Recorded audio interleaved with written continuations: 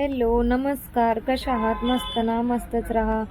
चला तर लवकर चहा करून घ्यावं म्हणलं. चहा पिऊन घेऊन मग पुन्हा काम आवरायला सुरू करावं. एकदा चहा प्यायलं ना मग काम करायला पण उत्साह येते. त्याच्यामुळे चहा करून पिले. मग इथं किचन साफ करायचं होतं. किचनचे वरचे फरशी जे आहेत ना ते उडून कुकरचे शिट्ट्या ते असं होऊन ते चिकट चिकट झालं होतं. त्याच्यामुळे आधी खूप ते साफ करून घ्यावं म्हणलं. इथं चढायचं प्रयत्न चालू होतं. म्हणजे चढावं का नाही असं करण्यामध्ये चढायचा प्रयत्न चालू होता. चढले मग वर आणि पटपट ते घासून घेतले. वरचं सगळं घासून घेऊन स्वच्छ पुसून घेऊन म्हणलं तर ते कसं पुसून घेतलं ना वरच्यावर जर पुसून घेतलं का घाण होत नाही. तर जर मग पुसून जर घेई ना गेले त्याला तर मग ते चिकट होते. मग पूर्ण असं घाण दिसते, नुसतं डाग दिसते. तर मग त्याच्यामुळे आधी ते घासून घेऊन मगच किचन फरशा घासायच्या नादात सगळ्या किचनमध्ये पाणी झालं होतं. पाय निष्ठू ते खाली. मग ते किचन घासून घेऊन मग अगोदर मग खालची फरशी ते घासून घेतली मी. ते कसं रोजच्या रोज जर घासून घेतलं का स्वच्छ राहते. नाही जर त्याच्याकडे लक्ष देणं गेलं का मग नुसतं कसं तर किचनमध्ये काम पण करू वाटत नाही. किचन जर स्वच्छ असलं का किचनमध्ये जायला आणि काम करायला पण चांगलं वाटते. जर किचनमध्ये जर घाण असलं का मग काम करण्याचं पण मूड येत नाही. त्याच्यामुळे पटपट ते चांगलं घासून घेतले. खालचे डबे बिबे सगळं व्यवस्थित करून ठेवले. खालचं पण घासून घेतले होते.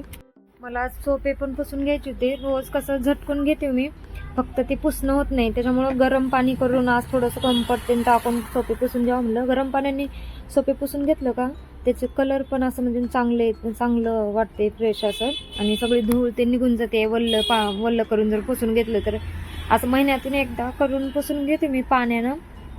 असं रोज काय पुसून घेत नाही. रोज काय व्हिडिओ बनवा काय सुचत नाही. लई काय मी आता तर बनवायला सुरू केले हो.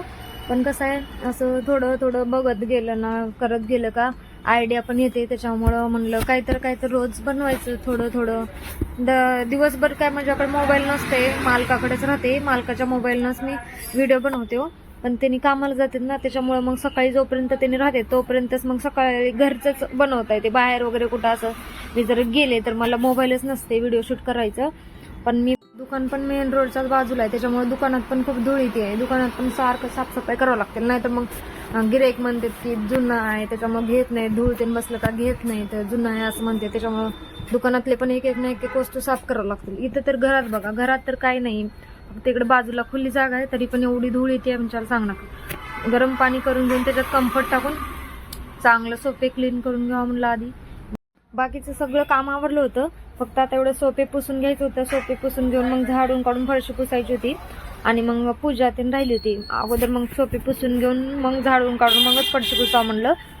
मग पूजा करून घेता येते म्हणलं निवांत. एकदाचं सगळं घर स्वच्छ झाल्यानंतरच पूजा करायला चांगलं वाटते बघा. इथं झाली हो का बाहेरची पूजा झाली होती माझी. मग आता घरातली पूजा राहिली होती. अगोदर बाहेरची पूजा करून घ्या म्हणलं तर घरात निवांत बसून पूजा करता येते घरातली.